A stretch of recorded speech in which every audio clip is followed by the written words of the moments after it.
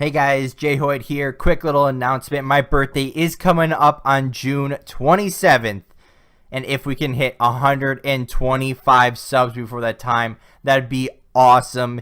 But if you guys want to support me a little bit more, send me a nice little birthday present. There is a donation link down in the description. It's under Streamlabs. If you scroll down a little bit, go through all my sponsors and everything else, it is down there. Make sure you check that out. But if you guys don't want to do that, make sure you hit the like button, hit the subscribe button, and enjoy the video. You already know just where I be, dog. I ain't being cocky, but Philly what I'm reppin'. Watch me check it like it's hockey. I ain't tryna get it twisted. If you get it, then you got me. If you with it, cool. If not, I'll treat you like a Tamagotchi. I'ma let you down point. Yeah, I never disappoint. What's going on, guys? JHoyt back with you today. Welcome back to some Call of Duty World War II ranked play. We're on the map Gibraltar, playing some hardpoint. Don't really do, absolutely amazing in this game, but you know what? It was a really good back and forth game till pretty much about 3/4 of the way through it, where one of the guys ends up leaving. But they had a lead for a while. We had a lead for a while, went back and forth the entire game. So it's a good gameplay in the background.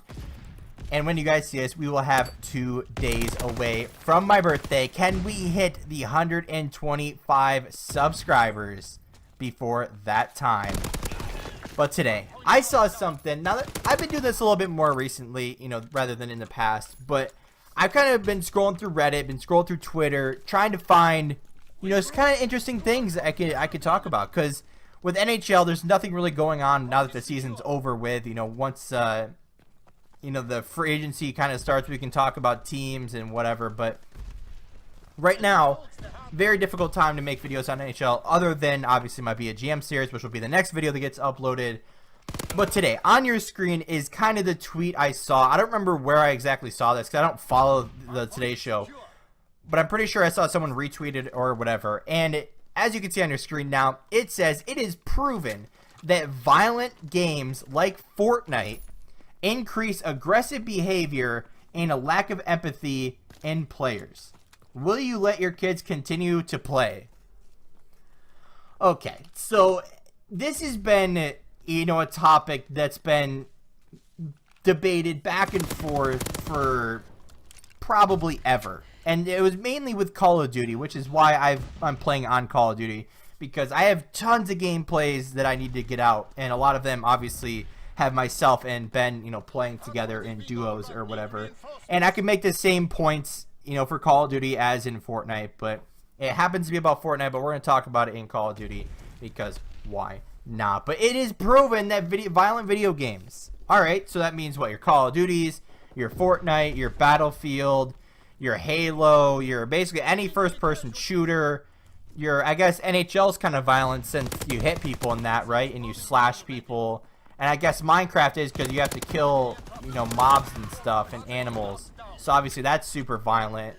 And then what, League of Legends, any type of thing like that. Those are all probably super violent too, right? Come on. Like, if your kid is a good kid, or I should say if your person is a good person, then violent video games will have little to no effect on people, right? I've been playing violent video games since what? Black Ops 1, which was what, like 2008, 2009? Like, yeah, do they make me upset? Yeah. Do they make me, I guess, in a bad mood most of the time? Somewhat. But increase aggressive behavior. Okay, they tried to say the same thing about school shooters. Oh, violent video games are causing kids to go shoot up schools. I want everybody right now in the comment section below, or even if you don't want to comment, in your mind, raise your hand if you've never shot up a school. Raise your hand if you've never beaten someone up because of a video game. Raise your hand if you've ever, hit your brother, sisters, mom's, dad, family members of any sort because of video games. Did anyone raise their hand? Probably not. Probably not. But they've tried to debate this back and forth, I don't even know the correct number, but a billion times. Does this happen?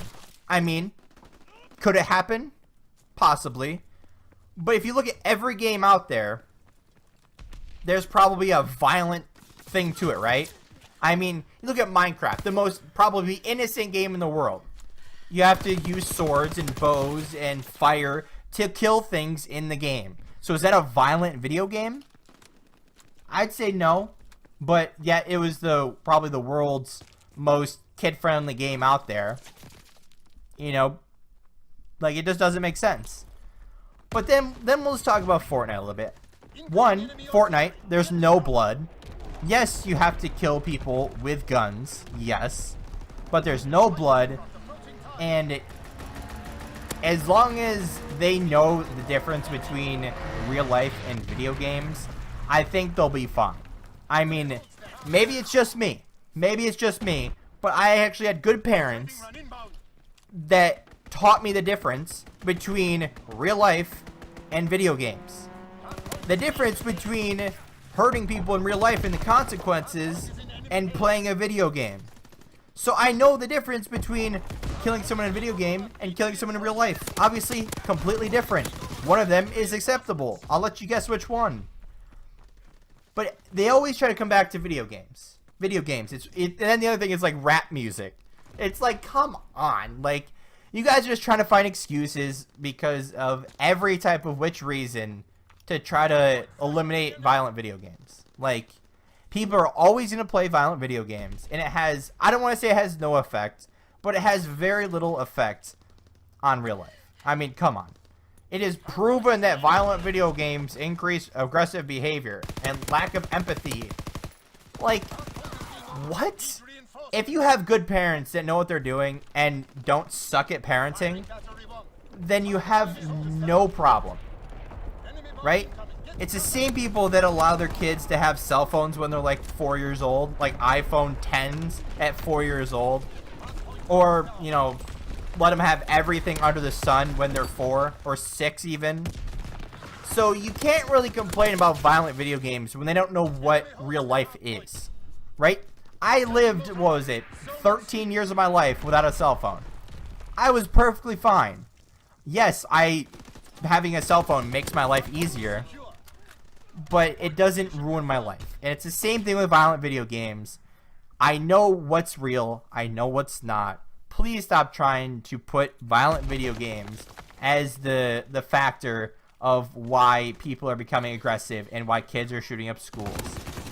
There's a lot more. I'm not going to go into you know, politics or anything like that, but there's a lot more to the issue than violent video games. And people like the Today Show that put out stupid articles like this. And actually, I think it was a segment on their show, and this is a screenshot from it. But come on. Like, there's so many other different options of why people are being more aggressive than violent video games. I've lived 21, almost 22 years of playing, well, not of playing video games, but of living.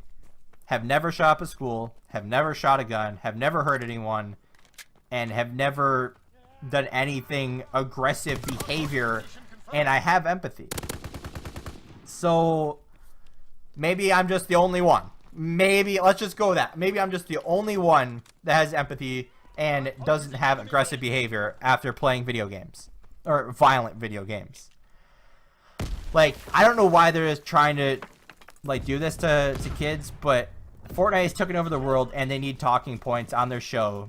So, I guess I get it, but come up with something a little bit better and a little bit stronger than that. But that's kind of all I really have to talk about this topic is, you know, come up with something better. I mean, you've tried to argue this point before, and you've been sounding like an idiot the last however many times it's happened.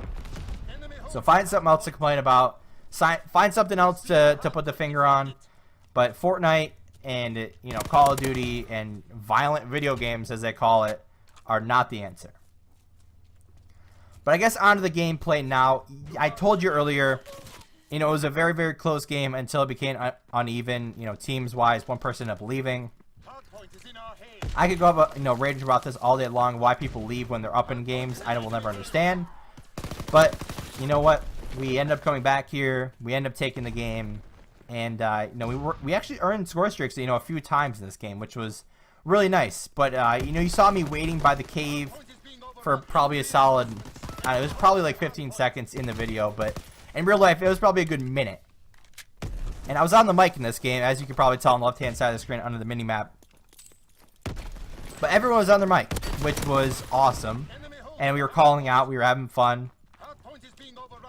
However, when I was in that cave waiting, I spent like a good 5 minutes, not 5 minutes, like a minute waiting. I was like, can someone help me in cave? You know, I'm very close to streaks. Come help me, come help me, come help me.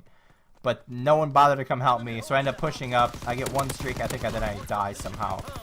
But we end up taking the game right here, so I hope you guys did enjoy the video. If you did, make sure you hit the like button down below if you have not already. Hit the subscribe button, and as always, guys, we'll see you next time. I want you forever, even when we're not together. Scars on my body so I can take you wherever, like I want you forever, even when we're not together. Scars on my body, I can look at you and never